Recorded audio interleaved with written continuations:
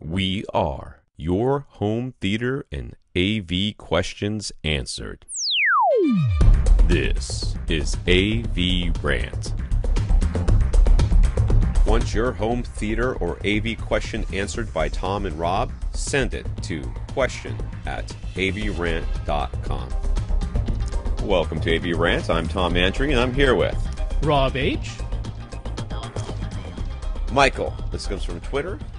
This is a long question for Twitter. Well, this did so not there come actually from was an Twitter. email put in there as well. I put all of his questions together because why not? Don't tell me it's from Twitter. I expect 130-something characters. Michael has cut the cord and he's watching TV content via various internet streaming services, including hockey via Rangers Game Center Live. Rogers. It's a Canadian company. Did I say Rogers? You said Rangers, which is fine for hockey because the Rangers are playing, but... Yeah, maybe that. Michael's front three speakers are active, but only rarely do sounds ever come out of his surround speakers. Okay, whatever. Other online streaming sources also seem to lack full surround sound, so what's the deal? What is he using to play these things through? So yeah, he's got his Denon 1912 AV receiver. Okay. Michael is our friend who's visually impaired, so he's not always able to see what's on the front of his AV receiver. Right. So the case here is that, certainly in Canada, and it's mostly the case in the States too, most internet streaming services are only giving you stereo audio.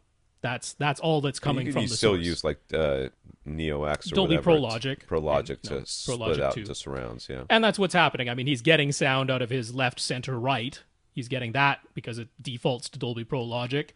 But it doesn't put a whole lot of sound into his, surround speakers. You would think that it would do that with games, though. Because I know in the past when I've done that, the audience sound, the usually comes out of the surround speakers. So I'm wondering if we are having a level matching issue here, because his front speakers are active. Is it? Well, the center speaker is all. I mean, anything that's mixed into front, left, and right. When he says active, he doesn't mean like it has its own amplifier built in, right? No. He's meaning there is sound coming out of him, where he's not noticing a lot of sound coming out of his. Well, I read speakers. that as he's got powered front three speakers, no. and his rear speakers are being powered by the receiver. At the same time, though, it could be that there's a level matching issue going on as well. Could be. I really think it's mostly just the source, because almost all of your internet streaming sources are 2-channel only, and they're not like Dolby surround matrix mixed 2-channel. Like what comes out of your most cable boxes, what comes out of there is Dolby surround matrix mixed 2-channel. So it gives you more of a surround effect. What's coming off of the internet is like 2-channel is 2-channel is 2-channel. So it makes sense that anything that's mixed into front, left, right equally is going to come out of your center speaker when you got Dolby Pro Logic running. There's just not a whole lot going in. Michael, surrounds. what you might want to do as a test is to find a disc that you have, maybe even a streaming service like Netflix if you use that. Yeah, because Netflix is 5.1. So you listen to the 5.1 and then go into it, because you can usually switch the sounds into a 2.1 or 2-point matrix or stereo matrix, option, and listen to that as well and see the differences there. There may be a difference that you can see. So what you want to do in that case is you want to listen to it in full surround sound using whatever it's coming out as. It's usually coming out as Dolby Pro Logic or something along those lines, right? Or Dolby Digital. And then switch to 2-channel, but then set your receiver to decode it into Dolby Pro Logic to hear the difference between those two things. Just to give yourself an idea. I know that's a lot of steps, but it's really not that many. But yeah, to give yourself an idea of what the receiver is able to do with a 2-channel source. And that way you can A/B it with something that you're familiar with, right? Even if it's like most Blu-rays even will have a 2-channel option. It may be in a different language, but who cares? You're listening to the actual words. You're listening to the content. But what you want it to do is you want to go from what it's actually playing when you're getting the full 5.1 to what it's playing when you're sending it 2.0, but then breaking it out into 5.1 via your receiver with the DSP. So he asks, is there any new streaming services coming to Canada? Amazon Prime Video launched in Canada recently, but its selection is pitiful and far worse than Canadian Netflix. That's the case on... I hate to brag. I mean, that's the case here in America too, dude. You're not unique. Not only that, good luck finding anything on Amazon Prime that they don't want you to find. Good luck. right? And like Netflix, you feel like you're actually going through their library. I realize when I go through my life's library versus my library, but they are curating that for me based on the things that I've liked in the past and that or all that and things I've watched. But on hers, I get like movies that would never show up on mine whatsoever, never. But at least it's tons of movies. It's the same here, dude.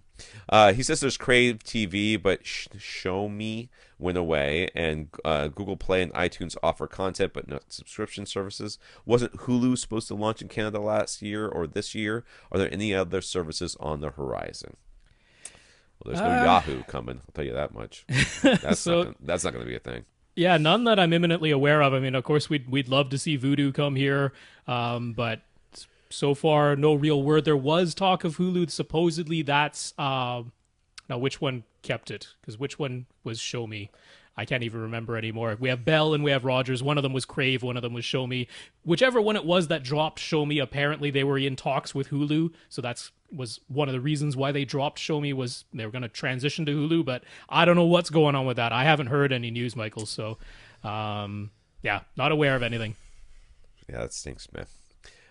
So he asked, why have brands like NAD, Rotel, Cambridge Audio, and Luxman, I never heard that one, stayed away from Dolby Atmos and DTX X thus far? Is it an audiophile attitude thing? Do they just do 2-channel stereo and older surround sound formats so incredibly well that Atmos isn't required?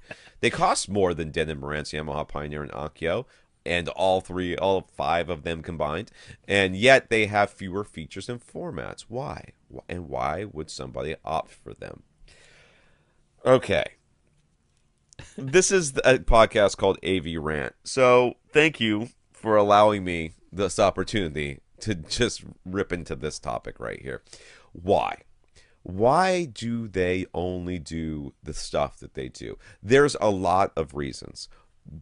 They will tell you that the reason is because they want to preserve the purity of the audio they're giving you. They don't want to overly process it. They don't want to add a bunch of digital stuff because digital is evil and made from the devil. And analog is full of a unicorn horn and angels' tears. I don't know why the angels are crying. Probably because the unicorn horns. I don't really know. They will tell you that doing any of these newfangled things are bad for you, that it will ruin your ears and harm your children and cause them to rebel against you and get a tattoo. They will tell you that that their 2-channel sounds better. 2-channel analog coming from a record player, a vinyl player, sounds better than any Blu-ray on the market. They will tell you all sorts of things, and what it really comes down to is their customer base already believes all that crap, so they're just saying the stuff that their customer wants to hear, number one. Number two, it costs a lot of money to start integrating these new technologies, and they don't want to do it if they don't have to, and they don't have to, so why should they?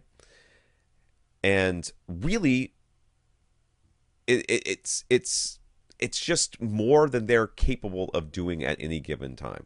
The receivers we're seeing right now, the stuff that's coming out right now, have been in development for 2 or 3 years. Mm-hmm. That's these guys, Denon, Marantz, Yamaha, Onkyo.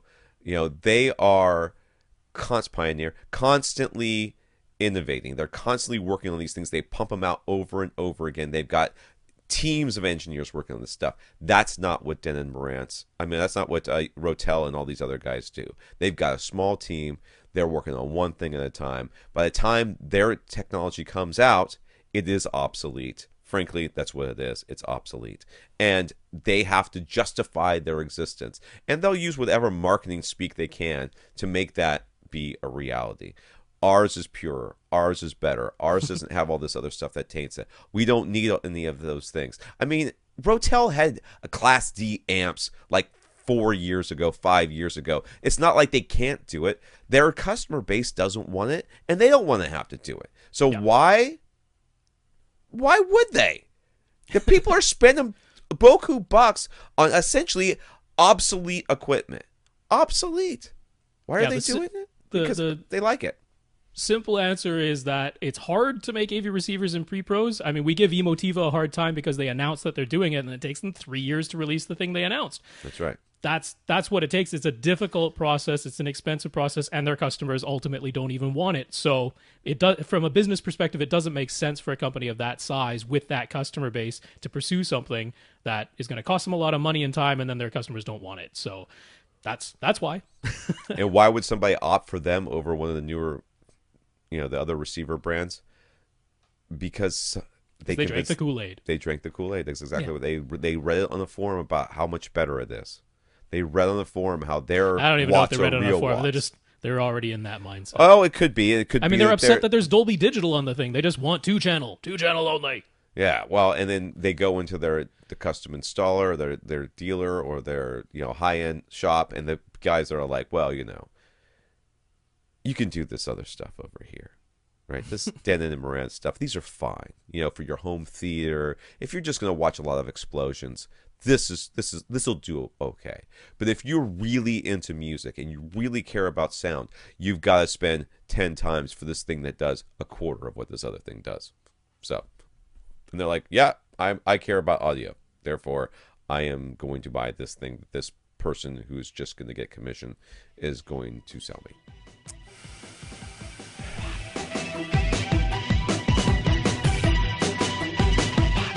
Want your question answered? Send it to question@avrant.com.